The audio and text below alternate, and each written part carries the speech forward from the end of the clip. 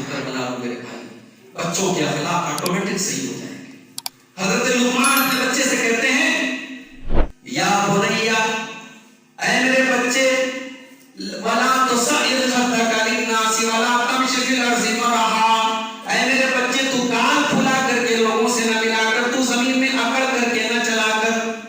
اے میرے بچے تو تکبر نہ کیا کر، تو اہنکار نہ کیا کر، ان اللہ لا یحب کل مختال فخور، اللہ تعالیٰ گھمنڈی لوگوں کو پسند نہیں کرتا ہے۔ وَاقْصِدْ فِی مَشْيِكَ وَاغْضُضْ مِنْ صَوْتِكَ، اے میرے بچے جب تو چلا کر تو تیری چال بھی درمیانی ہونی چاہیے، تو بیچ والی چال والا ہونا چاہیے، اور تیری آواز بھی پست ہونی چاہیے۔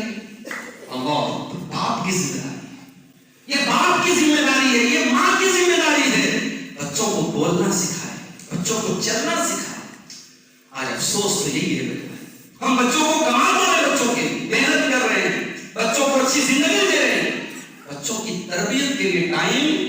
نہیں نکال رہے ہیں، بچوں کی تربیت کے لیے ٹائم نکال۔ اپنی ماں اور بہنوں سے کہنا چاہوں گا، 3 سال کے بچوں کو جو موبائل آپ نے تھما دیا ہے، اور بچہ کھانا بھی کھاتا ہے، تو جب تک موبائل پر ویڈیو چلا کے نہ دو بچہ کھانا نہیں کھاتا ہے، میری ماں اور بہنوں یہ کمزوری آپ کی ہے، یہ کمزوری آپ کی ہے۔ بچے اگر موبائل کے ذریعے پڑھیں گے اور پڑھیں گے، مجھے افسوس کے ساتھ کہنا پڑتا ہے آنے والی نسل برباد ہو رہی ہے،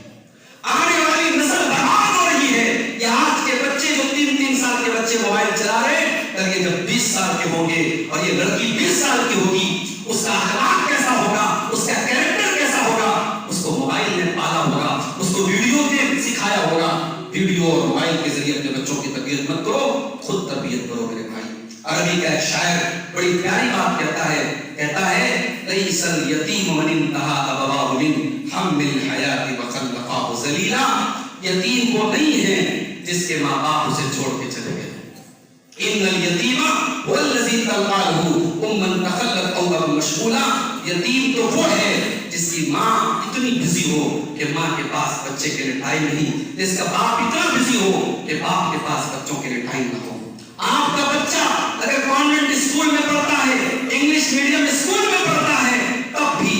مسجد کے اندر جو مکتب چلتا ہے اور مولوی صاحب جو قرآن پڑھاتے ہیں اور نماز کا طریقہ سکھاتے ہیں اور دعائیں سکھاتے ہیں، آپ کروڑپتی ہوں گے اپنے گھر کے، آپ اربپتی ہوں گے اپنے گھر کے، مگر مسجد کی اس چٹائی پر بیٹھ کر اپنے بچوں کو نماز کا طریقہ ضرور سیکھنے کے لیے بھیجیے، قرآن ضرور سیکھنے کے لیے بھیجیے۔ قبر میں آپ سے نہیں پوچھا جائے گا آپ نے انٹر کیا تھا کہ نہیں کیا تھا، آپ نے گریجویشن کیا تھا کہ نہیں کیا تھا، آپ کو ہسٹری کی کتنی جانکاری تھی، آپ کی انگلش کتنی اچھی تھی۔ قبر میں 3 سوال پوچھا جائے گا، تیرا رب کون، تیرا دین کیا، اور تیرے نبی کون، اور ان تینوں سوالوں کا جواب میرے بھائی قرآن و حدیث میں ملے گا۔ آپ کہیں بھی اپنے بچوں کو پڑھائیے، لیکن دین کی موٹی موٹی تعلیم جو مسجدوں میں ملتی ہے، جو مکتب میں ملتی ہے، وہ ضرور اپنے بچوں کو دیجیے۔ ایک گارجین کی ذمہ داری کو نبھائیے میرے بھائیوں۔ اور آخر میں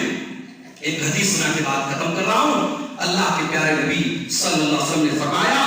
کہ جس کو اللہ تعالیٰ نے کوئی ذمہ داری اس کے کندھے پہ ڈالی، جس کے کندھے پر اللہ تعالیٰ نے کوئی ذمہ داری ڈالی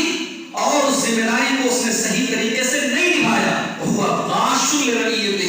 اس نے اپنی ذمہ داری کے ساتھ دھوکہ کیا اور پھر وہ مر گیا۔ اس نے اپنی ذمہ داری کو صحیح طریقے سے نہیں نبھایا اور مر گیا۔ اللہ کے پیارے نبی فرماتے ہیں الا حرم اللہ علیہ الجنہ، اس انسان کے اوپر جنت حرام ہے۔ ہر باپ اس حدیث کو سنے،